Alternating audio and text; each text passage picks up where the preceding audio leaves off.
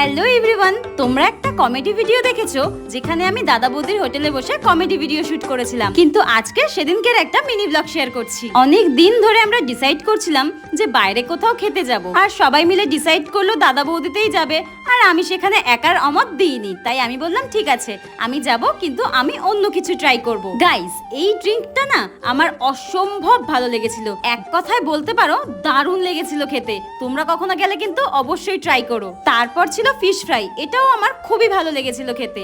আর দেখতেই পাচ্ছ ওদের বিরিয়ানি চলে এসেছে, ওরা খেতে শুরু করে দিয়েছে।